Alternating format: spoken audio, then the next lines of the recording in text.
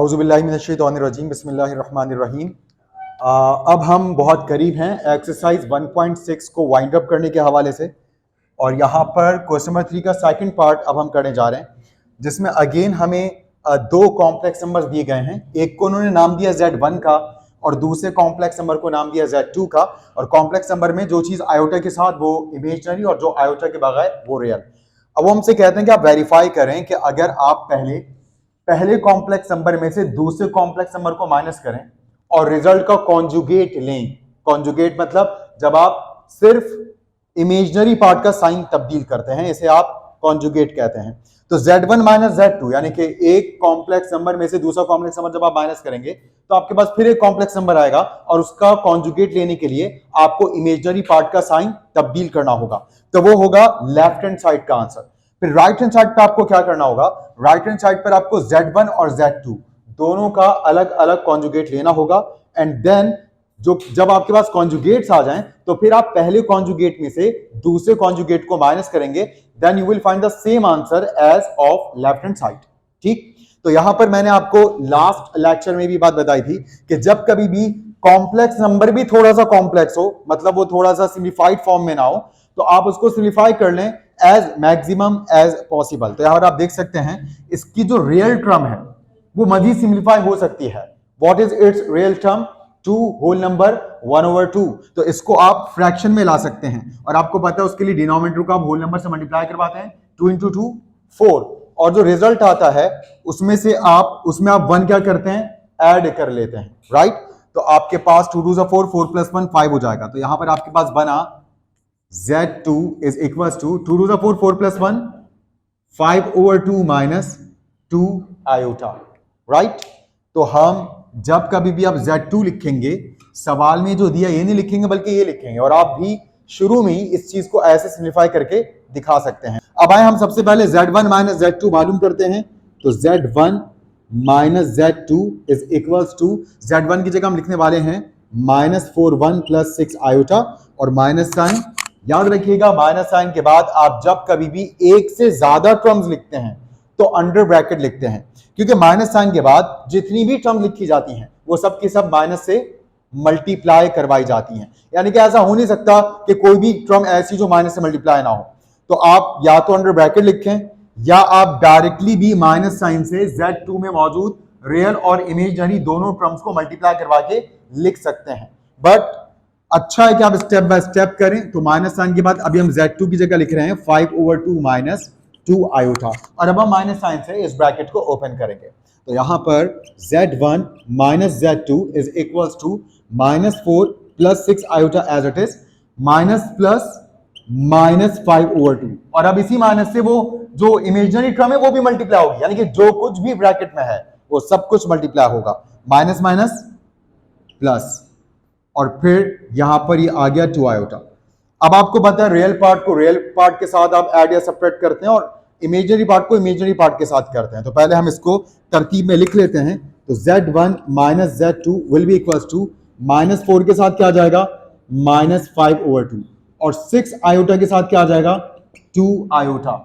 उसके बाद मैंने आपको बात बताई थी कि जब कोई फ्रैक्शन किसी भी नंबर से प्लस या माइनस हो तो आप वहां पर एलसीएम लेते हैं, लेकिन अगर एक नंबर फ्रैक्शन हो और एक नंबर फ्रैक्शन फॉर्म में ना लिखा हो तो आप इधर एक स्मार्टली भी इसको कर सकते हैं, यानी कि शॉर्ट ट्रिक से भी कर सकते हैं। वही ट्रिक जो आपने यहां अप्लाई की थी, जिस तरह आप मिक्स नंबर्स को फ्रैक्शन में लिखते हैं, तो वैसे ये भी एक तरह से मिक्स नंबर्स की फुल फॉर्म है।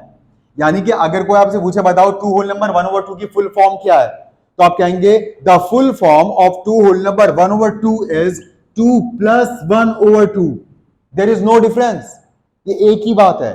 यानी कि 2 और 1/2 के दरमियान में प्लस होता है, जिसको हम शॉर्टली वक्त बचाने के लिए, क्योंकि मैंने आपको कहा था कि स्मार्ट मैथमेटिशियन कौन होता है, जो वक्त बचाना जानता है, जो मामलात को तेजी से आगे लेकर जा सकता है, जो शॉर्टकट्स बनाता है। यही वजह है कि मैथमेटिक्स में हमें बहुत से शॉर्टकट्स मिलते हैं। तो यहां पर भी हम बिल्कुल इसको ऐसे ही करते हैं, 2 × -4 -8, और -8 को आप डील करें इस न्यूमरेटर के साथ इस बीच में नजर आने वाले साइन के मुताबिक।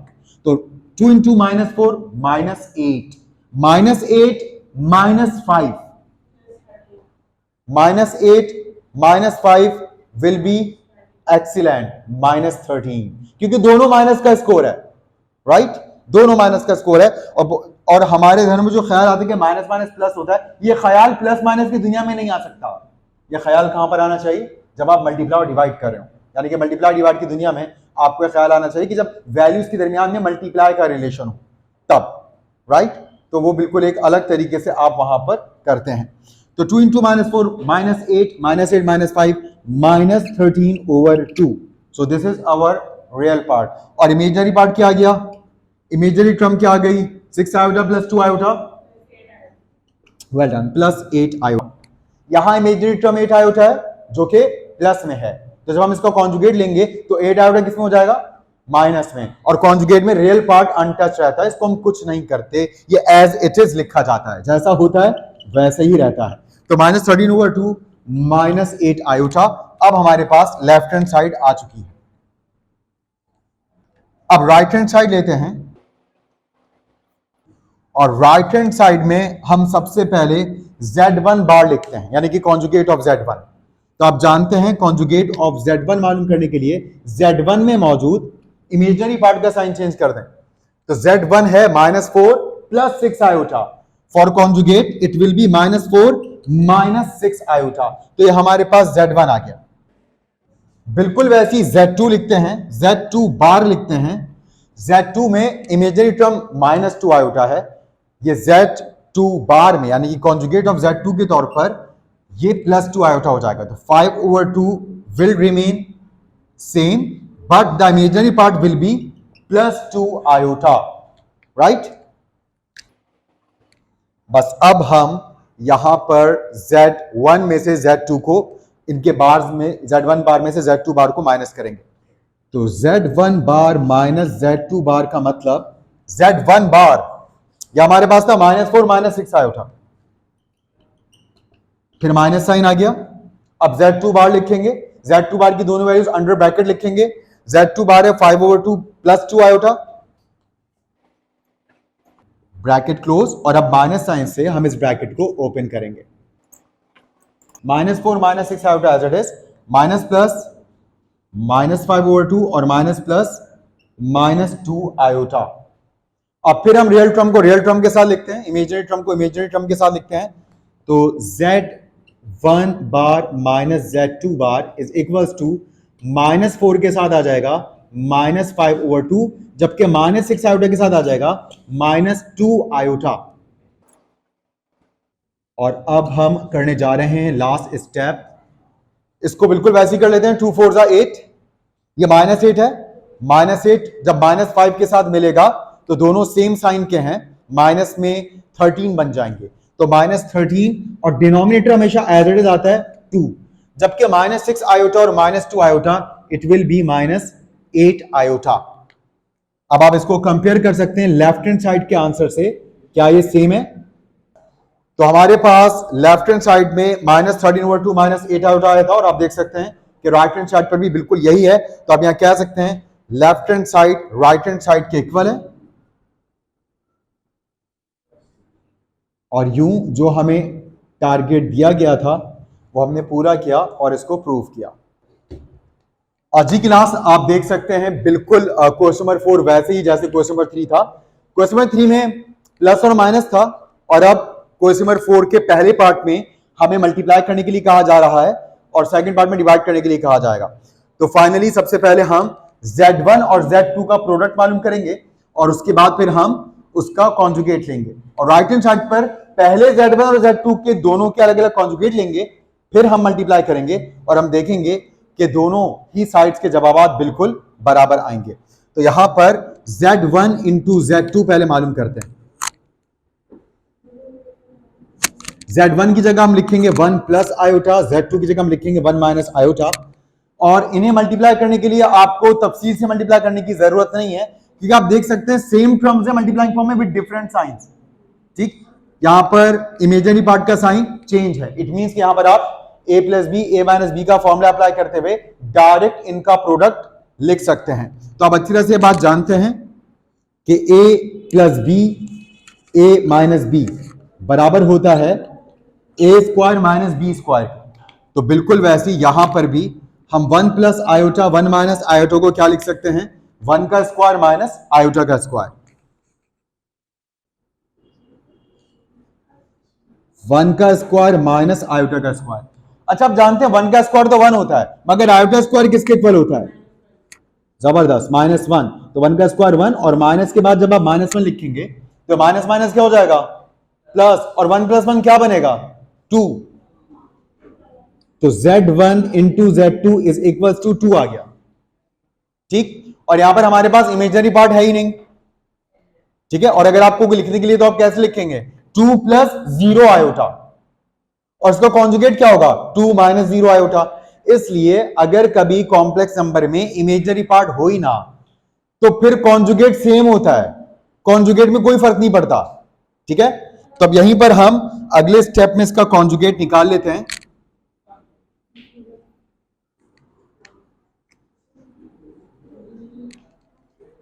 To find bar of Z1 Z2,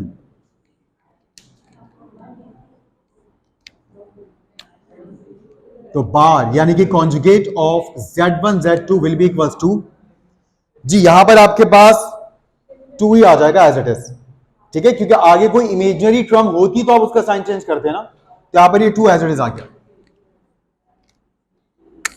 you हमारा लेफ्ट हैंड साइड कंप्लीट हुआ। अब हम बढ़ेंगे राइट हैंड साइड की जाने। जी क्लास, राइट हैंड साइड पर हमें पहले मल्टीप्लाई नहीं करना, बल्कि पहले दोनों ही कॉम्प्लेक्स नंबर्स का कॉन्जुगेट लेना है, ठीक है। तो सबसे पहले हम यहां Z1 का कॉन्जुगेट लिखते हैं। जी Z1 क्या था, 1 + आयोटा, तो conjugate of Z1 will be 1 - iota, और Z2 आयोटा, सॉरी Z2 का कॉन्जुगेट, Z2 का कॉन्जुगेट, Z2 1 - आयोटा था, it's conjugate will be 1 + iota. तो यूं ये हमने दोनों के कॉन्जुगेट्स यहां पर मेंशन कर दिए, और अब हम मालूम करेंगे इन दोनों का product. To find Z1 bar into Z2 bar.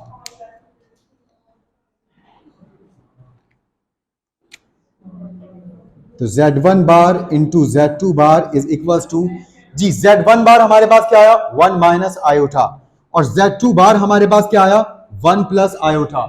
Again formula आप लिखकर दिखाएंगे, जैसे यहां लिखा हुआ है, मैंने तो एक बार लिखा हुआ है यहां पर, तो इस वजह से मैं दोबारा नहीं लिख रहा, आप फिर भी एग्जाम्स में मेंशन कर दीजिएगा।